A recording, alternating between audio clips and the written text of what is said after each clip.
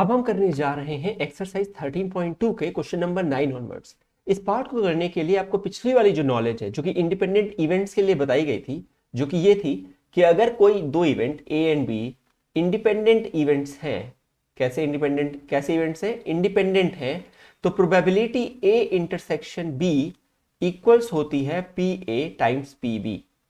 अब होता क्या है यहाँ पे, इसमें इस एक्सरसाइज को करने के लिए आपको दो एक्स्ट्रा थोड़ा सा इंफॉर्मेशन और चाहिए, और उसमें एक पार्ट ये है कि अगर ए एंड बी इंडिपेंडेंट है तो फिर ए बार एंड बी बार भी इंडिपेंडेंट होता है, साथ ही साथ ए बार एंड बी भी इंडिपेंडेंट होता है और ए एंड बी बार भी इंडिपेंडेंट होता है। अब ये कैसे है, क्यों है, इसका एक्स्ट्रा डिटेल जो है वो सेपरेट वीडियो में एग्जिस्ट करेगा, सोल्यूशन वीडियोस में नहीं जरूरत होती है, इतना सफिशिएंट है। लेकिन इसको एक छोटी सी बात मैं आपको यहां पे जरूर बताना चाहूंगा। अगर यानी ये लिखा हुआ है क्योंकि दोनों इंडिपेंडेंट इवेंट्स हो जाते हैं, इसीलिए हम इसे ऐसे भी लिख सकते हैं। ये तो बात हुई इसके बारे में। एक चीज हमने पढ़ी थी डी मॉर्गन लॉ, जो कि ग्रेड 11 का पार्ट है। वो ये कहता था कि अगर ए यूनियन बी का बार लिया जाए तो वो ए बार इंटरसेक्शन बी बार होता है, और अगर ए इंटरसेक्शन बी का बार लिया जाए तो वो ए बार यूनियन बी बार होता है। करेक्ट? तो ये वाला भी हम कुछ यूज करेंगे। इसके अलावा आपको एक और बहुत इंपॉर्टेंट इंफॉर्मेशन जो कि 10th में पढ़ाई गई थी, वो ये था कि किसी भी ए बार का अगर आपको निकालना है प्रोबेबिलिटी, तो वो बेसिकली 1 माइनस उसके ओरिजिनल प्रोबेबिलिटी, इवेंट के अकर ना होने के लिए आपको अकर होने की प्रोबेबिलिटी सेपरेट करनी होती है 1 में से। इसी को उल्टा भी बोल सकते हैं कि प्रोबेबिलिटी अगर ए की पता करनी है तो उसके ना होने की प्रोबेबिलिटी के बराबर 1 माइनस कर दीजिए, उससे आ जाती है। ये सभी इंफॉर्मेशन का यूज होगा इस वाले पार्ट में, इसलिए बताना जरूरी था। तो क्वेश्चन नंबर 9 से शुरू करते हैं। अगर आपको नहीं पता हो तो आप जिम सॉल्वेट पर हैं और हम पूरी एनसीईआरटी को सॉल्व कर रहे हैं। सबसे पहले question number 9, if A and B are two event such that P A and P B is given, P A intersection B पता है, हमसे पूछा गया है कि फाइंड करो P not A and not B. आपको पता है एंड के लिए इंटरसेक्शन है और के लिए यूनियन है। तो अब हमें क्या करना पड़ेगा, इसको निकालने के लिए आपको एक, जो अभी जस्ट मैंने बताया, ये क्या है, लेकिन ये तो ए यूनियन बी का कॉम्प्लीमेंट ही है। ये क्या है जो हमें निकालना है? वो निकालना है हमें ए इंटरसेक्शन बी का कॉम्प्लीमेंट। बेसिकली इसको मैं ये भी तो लिख सकता हूं, probability of A union B का बार। क्या गलत है? कोई गलत नहीं है। डी मॉर्गन लॉ कहता है कि A bar intersection B bar is A union B का बार। और ये हमने सीखा है कि P of any X bar is nothing but 1 minus P of X. The non occurrence is 1 minus occurrence of that. तो 1 minus P A union B लिखा जा सकता है। अब आपको पता है ए यूनियन बी निकालने का फॉर्मूला, बिल्कुल सही है। आप इसको सॉल्व करिए, देखिए ये आ जाएगा 1 माइनस, ब्रैकेट लगाना पड़ेगा, P A plus P B minus P A intersection B. सारी वैल्यूज आपको पता है, ठीक है। तो ऐसा करने से ये क्या हो जाएगा, 1 माइनस पी ए क्या हो जाएगा, 1/4, 1/2 और 1/8। सिंप्लीफाई करेंगे तो 1 माइनस एलसीएम आएगा 8, ये हो जाएगा 2 plus 4 minus 1 which is nothing but 1 minus 5/8 जो कि है 3/8। तो probability of not occurrence of A and not occurrence of B is 3/8। कितना आसानी से आ गया। अब आप समझ पा रहे हैं इसको? मुझे लगता है कि अब क्लैरिटी आ रही होगी, काफी क्लैरिटी आनी चाहिए, है ना? तो मैं रिपीट नहीं करता, क्योंकि मैं बोलता हूँ वीडियो है, दोबारा से जाके प्ले करके वापस से देखिए। मैं जितना एक्सप्लेन करना था कर चुका। Question number 10। क्वेश्चन नंबर 10 क्या कह रहा है? क्वेश्चन नंबर 10 कह रहा है events A and B are such that P A P B and P not A और नॉट बी दिया है। तो अब की बार क्या दिया हुआ है आपको? सुनिए मेरी बात। आपको बताया गया है पी नॉट ए और नॉट बी की वैल्यू। हमें पता है कि ये जो भी होगा वो ये होगा पी ए इंटरसेक्शन बी का कॉम्प्लीमेंट हुआ होगा, या बार जिसे आप कॉम्प्लीमेंट कहते हो, तभी ये आया होगा। और ये होता क्या है? ये होता है 1 minus P A union B, sorry 1 minus P A intersection B. सही बात है, क्योंकि किसी इवेंट के ना होने की प्रोबेबिलिटी 1 माइनस उसके होने की प्रोबेबिलिटी के बराबर होता है। बस यहां पे बार था, यहां बार नहीं होगा क्योंकि 1 माइनस लगा दिया है। तो यानी 1 minus 1/4 is equal to P A intersection B. देखें कितना आराम से कर रहा हूं इसको, इसी सुकून से आपको भी करना है, ठीक है, इतना ही सुकून रखिएगा, बड़े सुकून से आप करेंगे, बड़े सुकून से आंसर आता है और सही आता है। तो ये हो जाएगा 3/4। अब मुझसे क्या पूछा गया है, क्या ए और बी इंडिपेंडेंट है। सबसे पहली बात मुझे ये निकालना पड़ेगा कि पी ए इंटरसेक्शन बी पता है मुझे, तो P A times P A क्या होगा, P A times P B क्या होगा, इसकी वैल्यू निकालते हैं।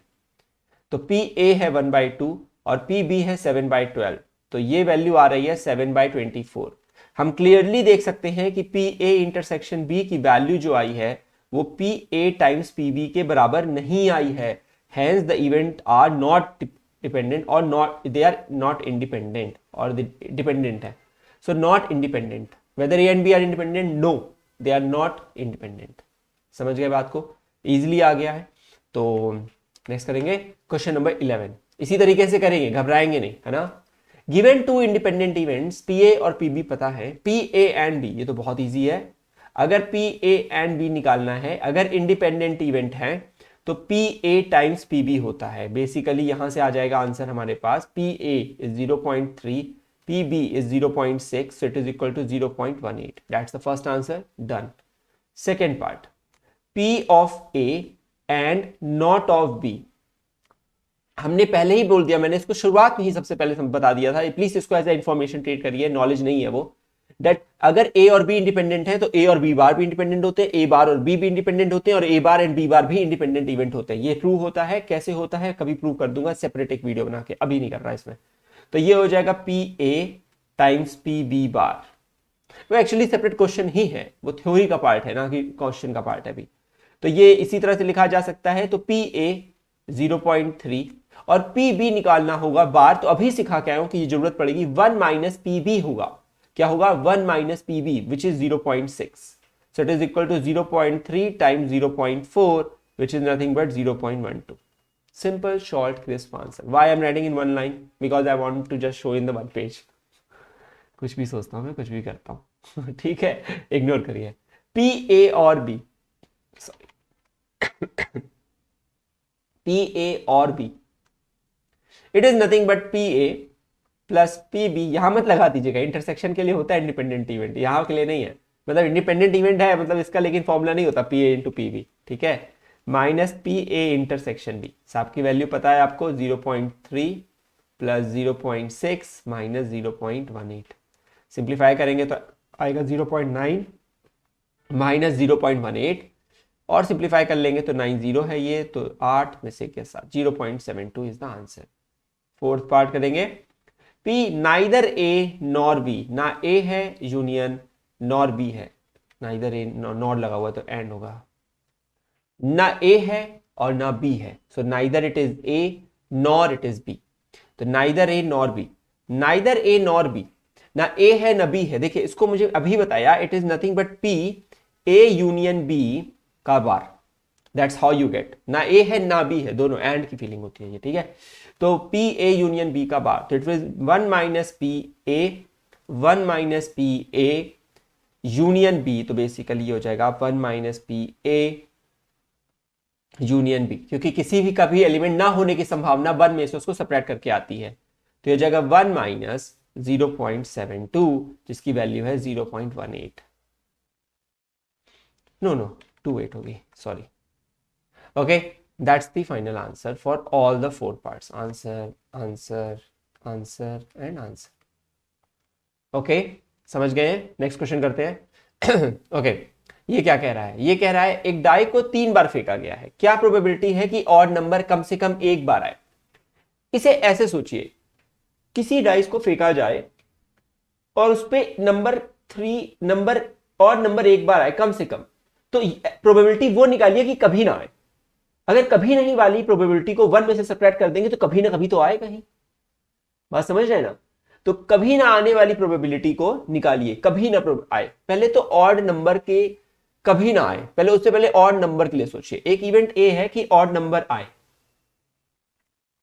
ऑड नंबर आए तो उसका प्रोबेबिलिटी क्या होगा, पहले उसको सोचिए। उसका प्रोबेबिलिटी होगा, कितने ऑड नंबर होते हैं, देखिए 3 ऑड नंबर होते हैं किसी भी डाइस के ऊपर अगर अनबाइस्ड है तो। देखिए इसमें होता है 1 एक ऑड नंबर, 3 और 5, तो 3 ऑड नंबर होते हैं आउट ऑफ 6, तो बेसिकली होता है 1/2। ये होता है ऑड नंबर आने की प्रोबेबिलिटी। ऑड नंबर के ना आने की प्रोबेबिलिटी क्या होगी? 1 - 1/2 विच इज अगेन 1/2, क्योंकि इवन आएगा। बस मैं समझाने का तरीका इस तरह से फॉलो कर रहा हूं, बस चिल रहिएगा, ठीक है। अच्छा, अगर आपको यहां तक समझ में आ गया तो आप सोचिए, कह रहा है कि प्रोबेबिलिटी की ऑड नंबर कम से कम एक बार आए। मैं ये कह रहा हूं कि 3 बार उछालूं और तीनों बार ना आए, तो प्रोबेबिलिटी इसको मैं अज्यूम कर लेता हूं कि नहीं आने की है 1/2, नहीं आने की है 1/2। तो मैंने पहली बार सिक्का उछाला, नहीं आया, that is it is a kind of probability that it is not coming. Then again it is not coming, तो मैंने फिर सिक्का उछाला। इंडिपेंडेंट इवेंट है बेटा, फर्स्ट टाइम सिक्का उछालने का कोई फर्क पड़ता है कि सेकंड टाइम से कोई रिलेशन हो? नहीं, इंडिपेंडेंट इवेंट है। इसका मतलब मैं फिर से मल्टीप्लाई कर सकता हूं उसको, इसका मतलब मैं फिर से मल्टीप्लाई कर सकता हूं। यह है probability not getting odd number while throwing 3 times। इसको आप एक इवेंट ई बी बना लो, इजी कर देता हूं, रुकिए एक सेकंड, प्लीज अच्छा कर देता हूं इसको इवेंट आप बी बना लो, ठीक है। इसको खिसका लो पहले, इसका कोई जरूरत नहीं है, इसको आप एक इवेंट बी बना लो। तो इवेंट बी है getting not getting an odd number in any throw, not getting any odd number या odd number in any throw, in the 3 throws, कुछ भी बोल दिए 3 थ्रोस, ठीक है। तो इसको मैं बोल रहा हूं प्रोबेबिलिटी बी के होने की, not getting odd number in 3 throws. 3 बार फेंकने पर मुझे ऑड नंबर ना मिले, ये एक इवेंट है बी, उसकी प्रोबेबिलिटी क्या है? अरे भाई पहली बार फेंका नहीं आया, दूसरी बार फेंका नहीं आया, तो ये इंडिपेंडेंट इवेंट है ना बेटा, है ना। इसका मतलब पहली बार में भी वही सेम प्रोबेबिलिटी है नहीं आने की, दूसरी बार भी नहीं आने की, फिर तीसरी बार भी नहीं आने की। तो ये है क्या? ये है 1/2 इंटू 1/2 इंटू 1/2, तो पावर हो गई 3। ये है प्रोबेबिलिटी कि ऑड नंबर कभी नहीं आएगा, ऑड नंबर कम से कम एक बार आए, यानी कि P ऑफ B बार क्या होगा? 1 - P ऑफ B, कि ऑड नंबर कम से कम एक बार आएगा। 1 - 1/2 का cube which is nothing but 1 - 1/8 which is actually 7/8 and this is our answer। समझे बात को? भाई 3 बार सिक्का उछाला, तीनों बार, क्या बोल रहा हूं मैं सॉरी, 3 बार मैंने डाइस फेंका और तीनों बार डाइस पे इवन नंबर आया होगा, ऑड नंबर नहीं आया। वो प्रोबेबिलिटी मुझे पता है, दैट इज 1/8। तो कम से कम एक बार तो आए, तो भाई 1 में से सब्ट्रैक्ट कर देते हैं, कभी ना कभी आता हो सकता है, एक बार आता हो, 2 बार आता हो, 3 बार आता हो ऑड नंबर, तीनों बार ऑड नंबर आ जाए, क्या फर्क पड़ता है? 1 में से सब्ट्रैक्ट कर देते हैं, ना आने की पूरे संभावना को 1 में से सब्ट्रैक्ट कर देंगे, तो कभी ना कभी तो आने की संभावना आ ही जाएगी, ठीक है, ऐसे समझिएगा। 13th करते हैं, क्या कह रहा है 13th? 2 balls are drawn at random with replacement from a box। Replace कर देते हो, containing 10 black and 8 red balls। क्या प्रोबेबिलिटी है कि दोनों रेड हो? पहली बार ए इवेंट है गेटिंग अ रेड बॉल, किसी भी बॉल को रेड होने की प्रोबेबिलिटी के इवेंट ए है, और बी है गेटिंग अ ब्लैक बॉल। अब सोचना शुरू करिए, यहां सोचना पड़ता है बेटा, word problem is all about this, is totally about this, there is no formula actually, formula बहुत बेसिक है, this is all about this, okay. Both, आप 2 बॉल निकालो randomly with replacement from a box containing 10 black and 2 balls are drawn at random with replacement, मतलब आप replace कर देते हो, निकालते हो बॉल को और फिर रख देते हो। अब एक बात सोचो, अब पहली बार अगर आपने वो बॉल निकाली है, पहली बार अगर बॉल निकाली, अगर वो रेड है, बोथ बॉल्स रेड कब होंगी? जब दोनों बार रेड इवेंट अकर करे, दोनों बार रेड आए, यानी कि वो probability both balls are red. अब इसको मैं कहता हूं probability of getting a red ball. What is the probability of getting a red ball? सबसे पहले कितनी रेड बॉल है? 8। टोटल कितनी बॉल्स है? 18, सही है, तो हो जाएगा 2/9, 4/9 होगा, सॉरी, ठीक है। Probability of getting a black ball, क्या होगा प्रोबेबिलिटी? ब्लैक बॉल कितनी है? 10 आउट ऑफ 18, तो 5/9। दिस इज द प्रोबेबिलिटी कि मुझे एक रेड बॉल मिले या मुझे एक ब्लैक बॉल मिले। वो बोल रहा है कि प्रोबेबिलिटी, मैं रिप्लेस कर रहा हूं, सुनिए मेरी बात ध्यान से, मैं रिप्लेस कर रहा हूं, इसके अंदर अगर किसी बॉल को मैं निकाल के वापस रखूंगा और उसके बाद कोई बॉल निकालूंगा तो फिर इंडिपेंडेंट इवेंट है, क्योंकि मुझे क्या पता था किसी ने निकाल के पहले से बॉल निकाले था, प्रोबेबिलिटी कैलकुलेट करी थी, मुझे क्या पता लगेगा। मेरे लिए तो वो बॉक्स अभी भी सेम है, उसके अंदर मौजूद सभी बॉल्स की गिनती भी सेम है। अगर वो निकाल के चोरी करके चला जाता तो डिपेंडेंट हो जाता, क्योंकि अब मेरे पास कम बॉल होती निकालने के लिए सेकेंड टाइम में। लेकिन वो कह रहा है कि जब पहली बार आप बॉल निकालते हो, देखते हो अच्छा ये सही है और रख देते हो। एक्सक्यूज मी, उसको मैं ऑडियो में कम कर दूंगा। तो अगर मैं ये कह रहा हूं कि दो बॉल निकाले हो आप, रेड बॉल पहली बार में आए, दूसरी बार फिर रेड बॉल आए, लेकिन आपने पहली वाली रेड बॉल को वापस रख दिया है, तो दूसरी बार जब आप निकालने जाओगे रेड बॉल तो इंडिपेंडेंट इवेंट है उसके लिए बेटा। अब आप समझे, तो both balls are red, let me call this an event E. So the probability that event E happens, actually this is my first part I'm solving now. Probability that the event E happens is nothing but probability A happens and then again A happens, because they are independent events. I'm not saying कि black ball आई या नहीं है, so it is actually simply 4/9 times 4/9 or 16/81.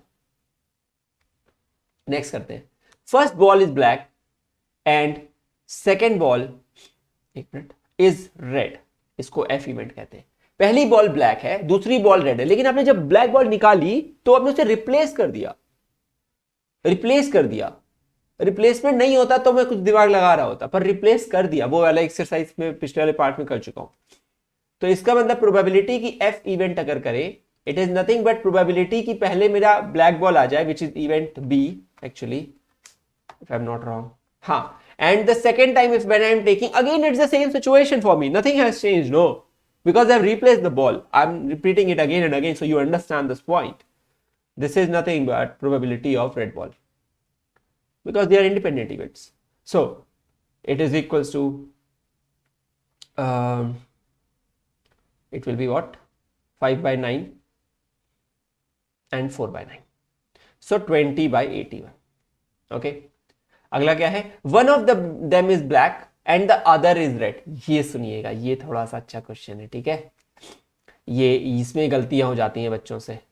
ये जी एक event है, इस event को समझिए।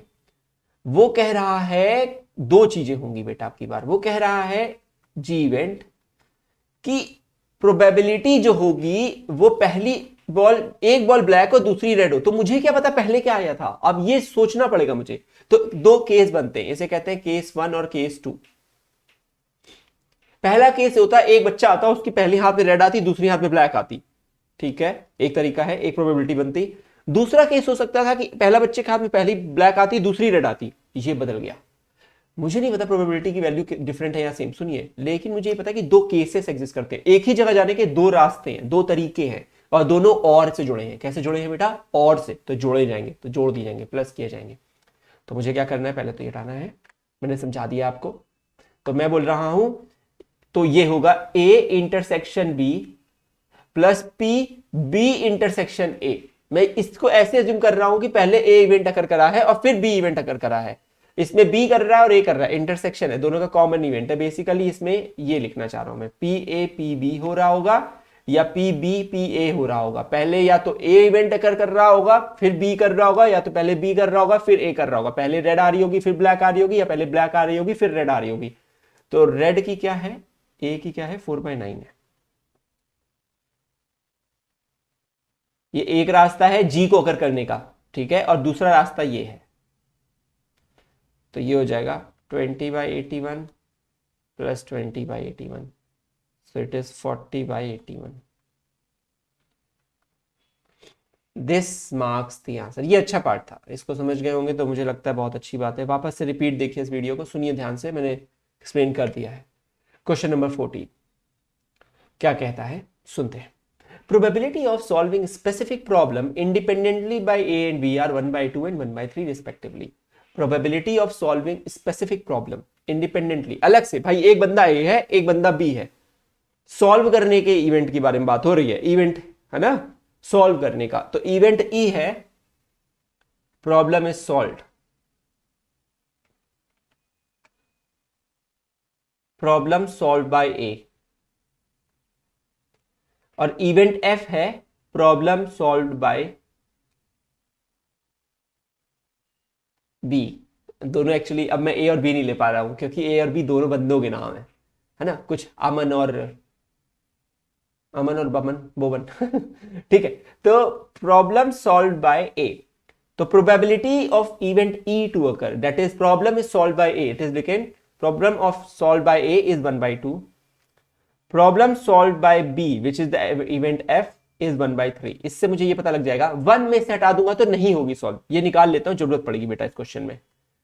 P of E bar is equal to 1 minus 1/2 which is 1/2 and P of problem is not solved by F is 1 minus 1/3 जो कि होता है 2/3। तो प्रॉब्लम सॉल्व की हो जाती है A के द्वारा, इट इज 1/2, नहीं होती है तो भी 1/2 है। F के द्वारा हो जाती है प्रॉब्लम सॉल्व तो 1/3, नहीं होती है तो 2/3। यहां तक समझ गए हैं? यहां तक तो समझ में आ ही गया होगा।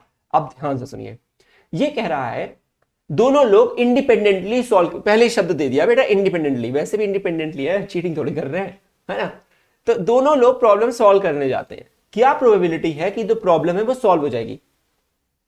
ठीक है, प्रॉब्लम सॉल्व हो जाएगी तो आइदर ए सॉल्व कर दे या बी सॉल्व कर दे, आइदर ए सॉल्व कर दे या बी सॉल्व कर दे, करेक्ट, प्रॉब्लम तो सॉल्व हो जाएगी। So either E occurs or F occurs, the problem will be solved obviously। या तो E सॉल्व कर दे या तो F सॉल्व कर दे, प्रॉब्लम सॉल्व हो जाएगी, दोनों कर देंगे तब भी सॉल्व है, सही है। तो E यूनियन F होगा, तो ये हो जाएगा प्रोबेबिलिटी E अकर करने की, F के अकर करने की माइनस प्रोबेबिलिटी E और F दोनों एक साथ सॉल्व, दोनों सॉल्व कर ले। लेकिन यहां पर ये प्रोबेबिलिटी इंडिपेंडेंट है क्योंकि ई इवेंट अकर करे, यानी ए सॉल्व कर दे प्रॉब्लम, यानी अमन कर दे सॉल्व, हम समझिएगा अमन और बमन, तो बोमन कुछ भी, तो अमन सॉल्व कर दे इज इंडिपेंडेंटली बोमन सॉल्व करता है कि नहीं करता है? तो ठीक है, तो इंडिपेंडेंट है तो मल्टीप्लाई हो जाते हैं, हमने सीख लिया पहले वाली एक्सरसाइज में, मतलब पिछली वाली पार्ट में। तो ये अब भरे जाएंगे वैल्यूज, ये है 1/2, एफ है 1/3, ये है 1/2 टाइम्स 1/3, सिंप्लीफाई करेंगे बेटा आराम से, ये हो जाएगा 5/6 minus 1/6 which is 4/6 which is 2/3। ये हो गया हमारा फाइनल आंसर, ठीक है। अच्छा, ये तो बात हो गई पहले वाले पार्ट में, बड़ा आसान सा था। दूसरा वाला पार्ट थोड़ा ट्रिकी है, यहां थोड़ा धैर्य से समझिएगा। Exactly one of them solves the problem, exactly एक बंदा सॉल्व करता है प्रॉब्लम, इसका मतलब ये हुआ अगर ए अमन करता है तो बोमन नहीं कर पाता है, या फिर अमन कर लेता है, या फिर अमन नहीं करता और बोमन कर लेता है, यही तो बात है। तो यानी कि या तो प्रोबेबिलिटी इस इवेंट के लिए है ना, ये exactly one of them solves the problem, तो ये है, ये कैसे निकाली जाएगी कि भाई अमन सॉल्व कर लेता है उस समय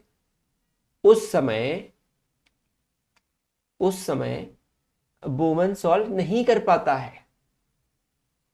सही बात है, अमन सॉल्व करता है लेकिन उस समय बोमन सॉल्व नहीं कर पाता है, या फिर अमन सॉल्व नहीं कर पाता है लेकिन उस समय बोमन सॉल्व कर लेता है।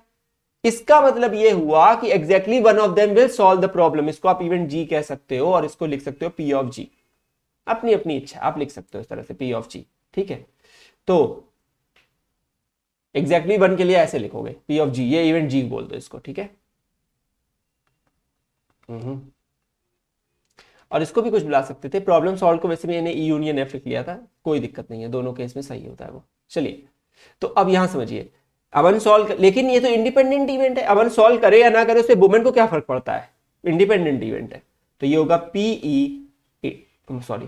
Multiplied by P of F bar plus P of E bar into P of F. मैंने इसीलिए पहले सॉल्व करके रख लिया था क्योंकि मुझे पता था वहां मुझे वैल्यू चाहिए ही होंगी इस क्वेश्चन में।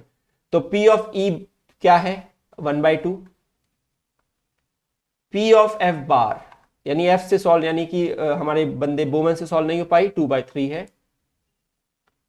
अमन से सॉल्व ना हो तो 1/2 है और वुमन से सॉल्व हो तो 1/3 है। सिंप्लीफाई करेंगे तो आएगा 1/3, या नहीं करूंगा मैं 2/6 लिखूंगा क्योंकि आप होशियार हो, मैं भी होशियार हूं।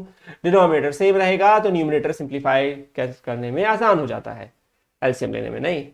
तो 2/6 प्लस 1/6 आएगा और इसका आंसर आ जाएगा 3/6 जो कि होता है 1/2। तो प्रोबेबिलिटी की एग्जैक्टली एक बंदा सॉल्व करेगा, इट इज 1/2। रिपीट देखिएगा, मैंने बहुत अच्छे से एक्सप्लेन कर दिया है। 2-3 क्वेश्चन रह गए हैं तो मैं सोच रहा हूँ इसी पार्ट में कंप्लीट कर लेता हूँ, ठीक है। थोड़ा वीडियो लेंदी होगा लेकिन। One card is drawn at random from a well shuffled deck of 52 cards. तो कितने टोटल कार्ड्स हैं बेटा? 52 कार्ड्स, ठीक है।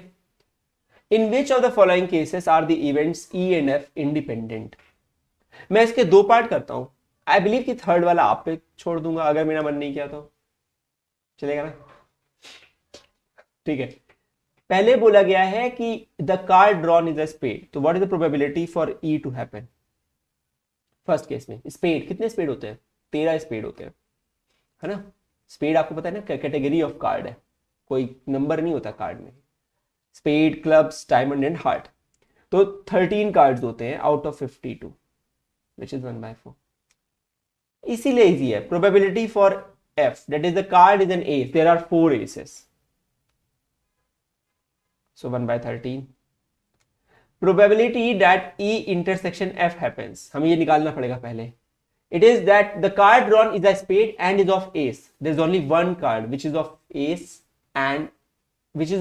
and is of spade. हर कैटेगरी में, हर 4 सूट में, यानी कि spade, clubs, diamond and heart, चारों में सिर्फ एक ही इक्का होता है, एस होता है। 1/52 आउट ऑफ 52 कार्ड्स। अब आपको पता है कि PE इंटू पी एफ की वैल्यू अगर मैं सॉल्व करता तो that would have been 1/4 into 1/13, जो कि 1/52 आती है। तो आप बोल देना दोनों इक्वल आ रहे हैं, hence these are independent events. क्योंकि दोनों की फाइनल वैल्यू इक्वल आई है तो इसीलिए इंडिपेंडेंट है। आप इतना होशियार हो, 15 क्वेश्चन कर रहे हो, नहीं तो जाओ कि सेकंड थर्ड क्वेश्चन देखो। Card drawn is black and king, मैं स्किप करता हूं, आई एम डूइंग थर्ड, ठीक है। सेकंड में स्किप कर दिया बेटा, वो आप कर लेना। नहीं कर पाओगे तो कमेंट में मेंशन कर देना, कभी सॉल्व कर दूंगा कहीं। The card drawn is a king और क्वीन, या तो कार्ड किंग है या तो क्वीन है। कितनी किंग है? 4। कितने क्वीन है? 4। टोटल हो गए 8 कार्ड। 8/52। अच्छे से लिखना, अपने आप सीखो, इतना बढ़िया पीछे लिख के आए हो, है कि नहीं है? क्या बात करते हो तुम लोग। तो ये हो जाएगा 4 2 4 13, ठीक है। अच्छा, card drawn is a queen और jack. Card drawn is a queen और jack, 4 queen 4 jack, again 8/52, so it is 2/13। Probability दोनों इवेंट एग्जिस्ट करे ई एंड एफ। आप सुनिए मेरी बात को, ये थर्ड पार्ट कर रहा हूं, फिर से बोल रहा हूं। या तो वो किंग हो या तो वो क्वीन हो, या क्वीन और जैक, बेसिकली किंग हो या क्वीन हो या जैक हो, किसी का भी हो सकता है। तो टोटल कितने कार्ड हो गए? 12/52। तो ये हो गया 3/13। साफ दिख रहा है। अगर मैं इन दोनों को मल्टीप्लाई करूंगा तो I will not be getting this 3/13, hence this is not independent event. इतना सफिशिएंट आई गेस। फालतू की वीडियो लेंथ मत बढ़वाओ, ठीक है। नेक्स्ट पार्ट करते हैं। सेकंड वाला पार्ट कर लोगे बेटा। Card drawn is black, black कितने होते हैं? 26/52 होगा, यानी 1/2। Card drawn is a king, 4 king होते हैं, यानी 1/13। 1/13 इंटू 1/2 इज 1/26। काला राजा हो, ब्लैक किंग हो, 2 होते हैं, 2/52, 1/26। So this is also independent event. तो ये इंडिपेंडेंट है बेटा, ये भी इंडिपेंडेंट इवेंट है, ठीक है। ये नहीं है। नेक्स्ट करते हैं। 16।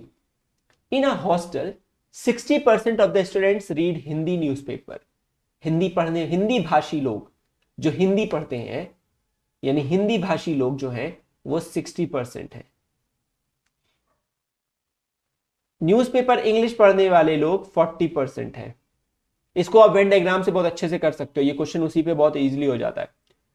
20% जो है both Hindi and English newspaper वाले हैं। हिंदी एंड इंग्लिश वाले, हिंदी एंड इंग्लिश दोनों पढ़ने वाले 20% है। A student is selected at random, ठीक है। क्या प्रोबेबिलिटी है कि ना वो हिंदी पढ़ती हो ना वो इंग्लिश पढ़ती हो? सुनिए मेरी बात को ध्यान से। Probability she reads neither Hindi nor English, okay. ना वो हिंदी पढ़ती हो ना वो इंग्लिश पढ़ती हो। It is equals to probability Hindi union English का बार। पिछले वाले एक क्वेश्चन में सिखा के आया हूं इस चीज को, बड़े ध्यान से देखिएगा उसको। Which is 1 minus probability, Hindi और इंग्लिश दोनों पढ़ते हो। कितने परसेंट लोग हैं? 20% लोग हैं। इसको अगर फ्रैक्शन में कन्वर्ट करेंगे तो आएगा 1/5 या 0.2 डेसिमल में आएगा। तो basically 1 minus 0.2 which is nothing but 0.8। तो probability that she reads neither Hindi nor English is 0.8, because this is actually P of H। I have not written in percentage में लिखना था। तो P of H इज 60% और 0.6। तो मैं लिख सकता हूं यहां पे कि P of H, अब मैं लिख देता हूं,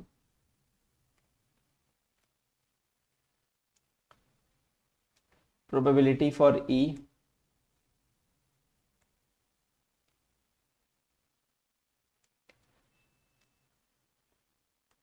सब कुछ कर दूंगा, समझाते समझाते सब कर दूंगा,